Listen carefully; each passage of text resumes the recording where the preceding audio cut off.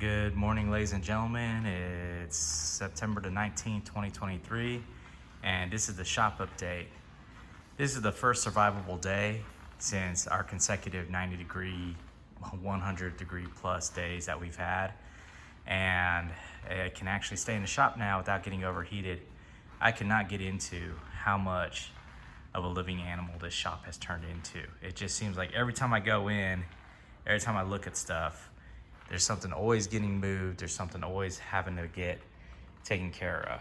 But, you know, that's what we do. I am really started to think of this place as my gym where I can go and get my mad gains. Today, I'm going to be working on a Fiat. I'm going to be trying to change out the suspension components on it and keep the thing from clunking as I go down the road. So we'll do that and I'll keep y'all informed. Thanks a lot. And what we're dealing with here is the super infamous chrome wheel cap covers for the lug nuts for this Fiat. So the good thing is that with this attempts at working on it, I finally got a chance to organize my toolbox and get all my awesome lug nuts all centered out and organized.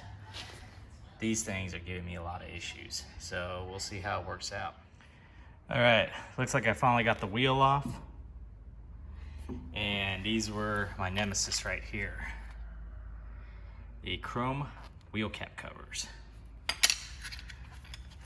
Ladies and gentlemen, yes, indeed. I went ahead and purchased the smallest jack stands that I could from AutoZone for working on the car. They're 2-ton jack stands. Generally, I would go bigger, but when you do the suspension work, you really need the jack stand to support the car. And the car itself only weighs 2,500 pounds, so I think I'm okay with supporting one end. I'm only gonna be doing one wheel at a time. I more or less have this set up here. There's minimal jacking points and support points underneath the car. So I'm gonna continue to use the 4-ton jack stand as the primary weight lift, and I'm gonna use a 2-ton to basically act as the support. Now, basically I need this for 2 reasons. One is I need to be able to compress the shock absorber when I resecure it.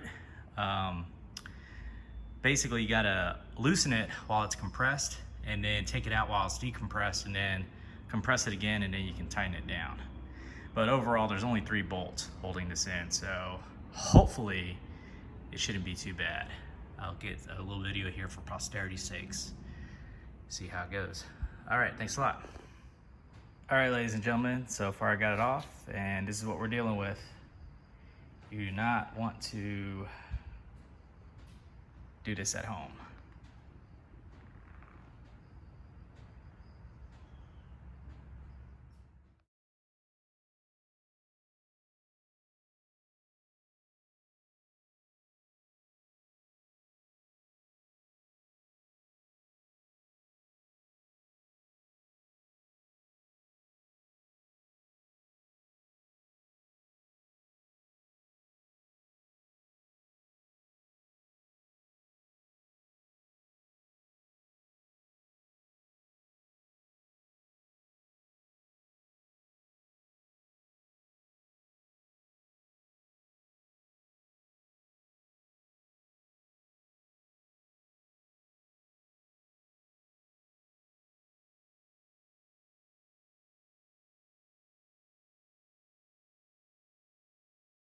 I can search the web for more information, generate some creative content for you, or just chat with you about anything you like.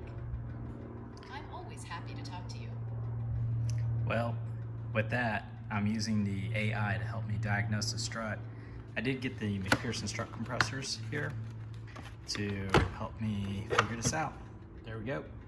So it looks like the rubber hose that somebody, I'm not sure who, put to try to isolate it.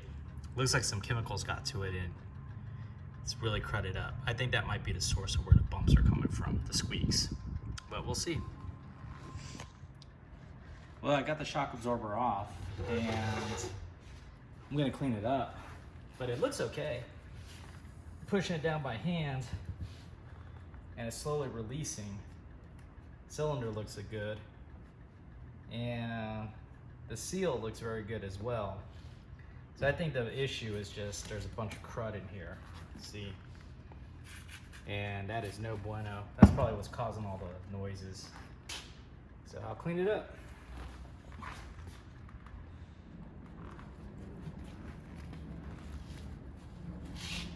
Yep. So this is what I'm dealing with right here. As you can see, the rubber hose, I guess, somebody put on there.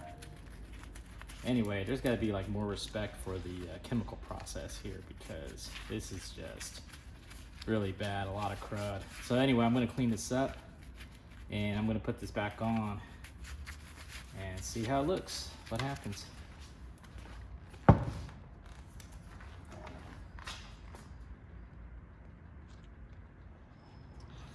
All right, well, I got the spring cleaned up. It's not perfect, but it's definitely a lot better than how it was before. So got a lot of the gunk off. So anyway, so this is gonna go seat back onto the spring. I'm not gonna use the hose or anything like that. It's gonna fit on just like that. And then this is the old strut mount right here. So I'm not really sure if this is good or bad. I'm not even really sure how to test it. It's just, and then this is the new one, the KYB. So,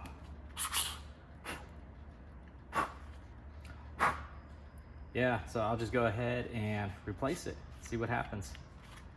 It'll just go on top like so.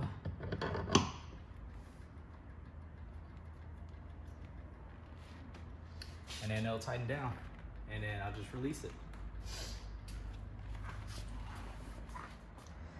All right, ladies and gentlemen, here we are. It's done. Cleaned up, reattached with the KYB top mount on it. So we'll see how this works out.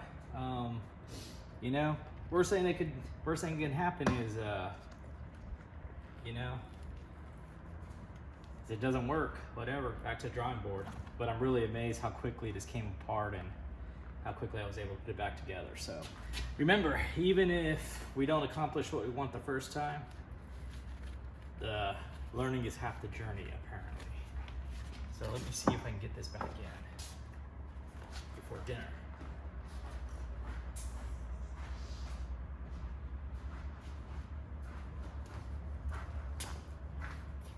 And this is it cleaned up.